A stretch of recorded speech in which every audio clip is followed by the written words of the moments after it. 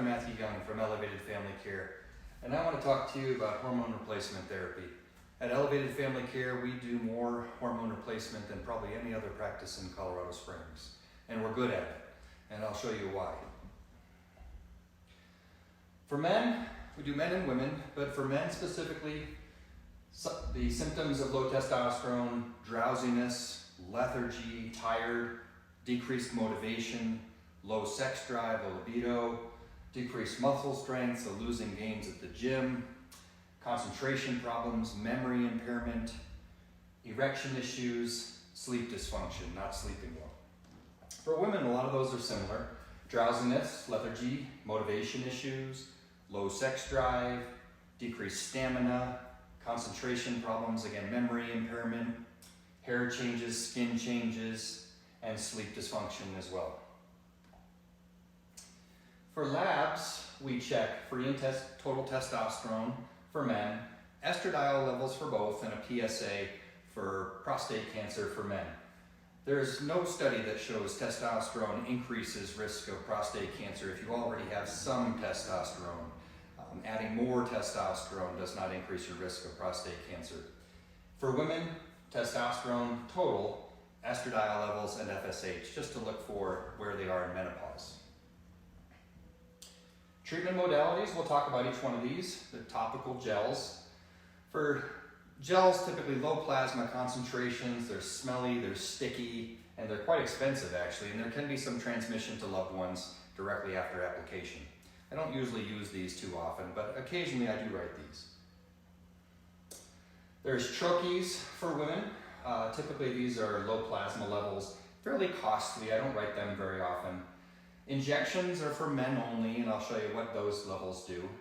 Fluctuating plasma levels, I'll show you that. And then they're also painful, frequent, either once a week, twice a week. They can cause lumps or granulomas under the skin, and high hemoglobin concentrations. Now, every form of testosterone can increase hemoglobin concentration, and there hasn't been any studies specifically showing erythrocytosis or elevated hemoglobin concentrations increase your risk of any significant pathology, but it's something to be mindful of, and we always check it.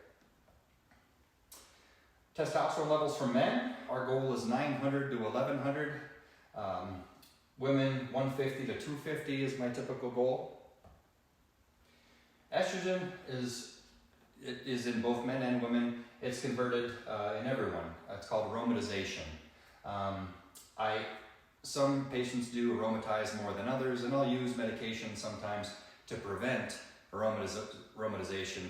I don't want to prevent all of testosterone conversion to estrogen, but I would like to keep levels in an appropriate level. You can do it in two ways. There's a medication that's a natural supplement you can get at GNC or Amazon. It's called DIM, roughly 150 milligrams twice a week. I use this on most of my patients that are on testosterone. For some of the high aromatizers, the people that convert a lot of testosterone to estrogen, I'll use an astrazole, which is a once a week medication for the most part. This is topical gels. Now, if our goal is 900 to 1100 in men, and topical gels will typically get you 450, 550, maybe 600, but again, not in that sweet spot where this range has been shown to be best for sleep, exercise, concentration, mood, things like that. These are injections. This is my rough depiction. You can see right after you inject, typically it goes down. And this is testosterone cypionate. This is the injection. Some men will do it twice a week, so smooth this out, but you can see kind of the peaks and valleys. You're high, you're low, and men will typically feel that on the way down. Day 5 to day 7, they'll start feeling it. And this does lend itself to more mood fluctuations, and again, more painful. I do write this, and I write it quite frequently. It's better than nothing, but it's not as good as what I'll show you. This is for pellets. This is a small incision under the skin. They look like Tic Tacs. I compound them at a local pharmacy, and then you bring them in, and I put them in. Small, tiny incision, maybe about 5 millimeters maybe. Numb the area first, and then put the little Tic Tacs underneath the skin. They last about 6 months. And you can see the plasma levels are really tightly controlled in that 6-month range.